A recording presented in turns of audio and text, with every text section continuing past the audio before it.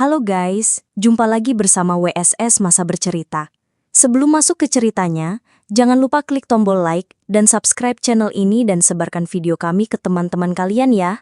Sekarang kita masuk ke ceritanya. Pada suatu sore yang tenang di pedesaan California, angin musim dingin bertiup lembut di antara ladang-ladang kosong dan jalanan sepi. Di komunitas pertanian kecil bernama Goshen, suasana damai itu tiba-tiba dipecah oleh suara tembakan. Namun, ini bukan tembakan latihan, bukan pula upaya pertahanan diri. Ini adalah eksekusi.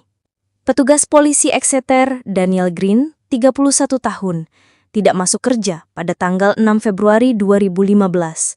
Dan itu bukan kebiasaan. Rekan-rekannya langsung curiga. Ketika salah satu dari mereka mengunjungi rumah Daniel untuk memeriksa keadaannya, yang mereka temukan di balik pintu kamar mandi bukan hanya tragis tapi juga mengejutkan. Daniel Green tewas dengan 4 luka tembak, tangan, dada, leher, dan 1 peluru menembus langsung ke dahinya. Tubuhnya ditemukan terlentang di bak mandi. Darah mengalir dari luka-lukanya. Ia telah disergap saat duduk tak berdaya di toilet. Siapa yang bisa melakukan ini? Dan mengapa? Untuk menemukan jawaban, kita harus mundur beberapa tahun, ke awal sebuah kisah cinta. Daniel Green adalah sosok yang tangguh di luar, tapi lembut di dalam. Ia tumbuh besar di Porterville, bersama saudara kembarnya dan adik perempuan mereka. Masa kecil mereka jauh dari kata bahagia. Ayah tiri mereka adalah pria kasar, seorang pemabuk dengan riwayat kekerasan dalam rumah tangga.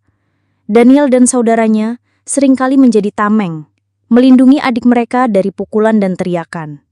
Mungkin karena itulah, Daniel tumbuh dengan naluri pelindung yang sangat kuat.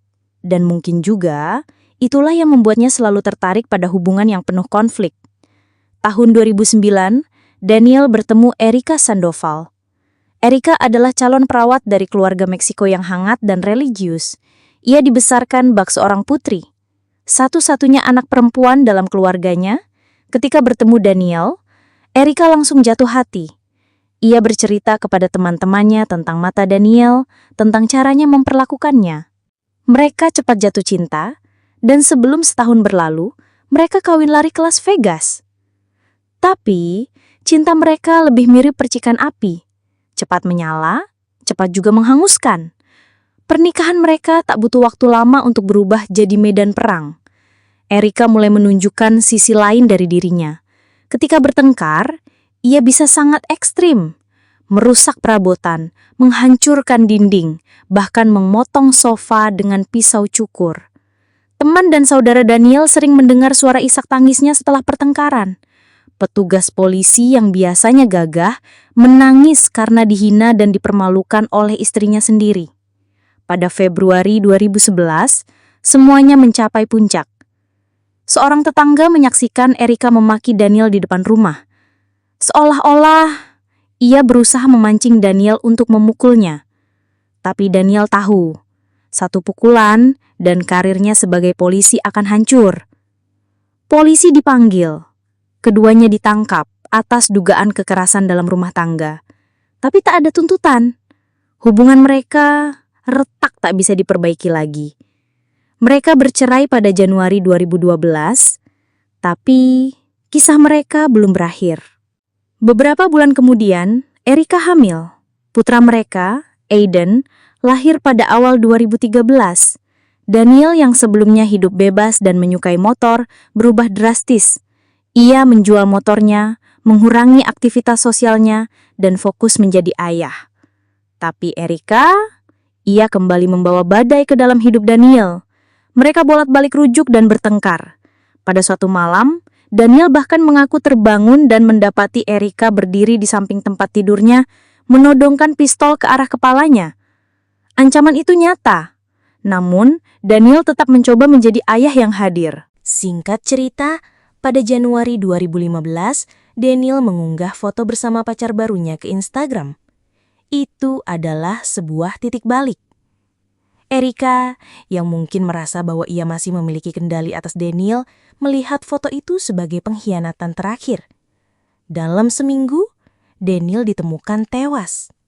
Jadi begini guys, tanggal 6 Februari 2015, Erika masuk ke rumah Daniel melalui jendela dapur. Ia tahu rumah itu. Ia tahu di mana senjatanya disimpan. Ia mengambil pistol, memuatnya, lalu menunggu. Ketika Daniel pulang dari gym, ia santai. Ia baru saja mengantar Aidan ke rumah neneknya. Mungkin ia hanya ingin mandi, lalu bersiap bertugas malam itu. Tapi saat ia duduk di toilet, Erika muncul dari dalam lemari, menodongkan pistol Daniel ke arahnya. 4 tembakan. Darah mengalir ke lantai ubin. Erika keluar dari rumah dan menghilang tanpa jejak. Beberapa jam kemudian, Daniel tidak muncul di tempat kerja. Seorang rekan polisi datang ke rumahnya dan membuka bab kelam yang mengguncangkan seluruh Central Valley. Para penyidik awalnya mengira ini mungkin pembunuhan profesional. Tapi tidak ada bukti bahwa Daniel sedang menangani kasus berbahaya. Tidak ada ancaman yang diterima. Lalu, semua bukti mulai mengarah pada satu nama. Erika Sandoval. Sidik jari, rekaman CCTV, riwayat panggilan yang menunjukkan bahwa Erika menelpon Daniel ratusan kali dalam beberapa hari terakhir. Bahkan, sebuah catatan kecil yang ditemukan di dompet Erika berisi informasi tentang pacar baru Daniel. Obsesinya telah melampaui kekuasaan. Erika akhirnya ditangkap. Ia mengaku telah membunuh Daniel dan mengarahkan polisi ke tempat ia membuang senjata pembunuh. Persidangan pun dimulai pada tahun 2019. Jaksa menyatakan bahwa Erika membunuh Daniel karena cemburu, karena tak bisa menerima bahwa pria itu telah move on. Bukti-buktinya kuat. CCTV, peluru, kesaksian, bahkan Erika sendiri yang bersaksi, mencoba membalikkan narasi, menyatakan bahwa dialah korban dalam hubungan mereka. Tapi publik dan juri melihat lebih dari sekedar kata-kata. Erika pun akhirnya dijatuhi hukuman 50 tahun penjara setelah sidang yang berlarut-larut. Daniel Green mungkin bukan pria sempurna, tapi ia adalah ayah, seorang pelindung, seorang polisi yang mati bukan di medan tugas, tapi di rumahnya sendiri oleh tangan orang yang dulu ia cintai. Hari ini, putra mereka, Aidan, tumbuh tanpa ayahnya. Ia tidak akan pernah mengenal suara tawa ayahnya, tidak akan pernah merasakan pelukan hangat yang melindunginya dari dunia. Dan semuanya karena cinta yang berubah menjadi racun. Kisah Daniel Green dan Erika Sandoval adalah pengingat bahwa hubungan beracun bukan hanya menyakitkan, tapi bisa mematikan. Ini adalah peringatan bahwa ketika obsesi menguasai cinta, yang tersisa hanyalah kehancuran. Terima kasih telah menyimak kisah hari ini. Jangan lupa subscribe dan aktifkan notifikasi agar kamu tidak tertinggal kisah-kisah kriminal nyata lainnya. Sampai jumpa dan tetap waspada.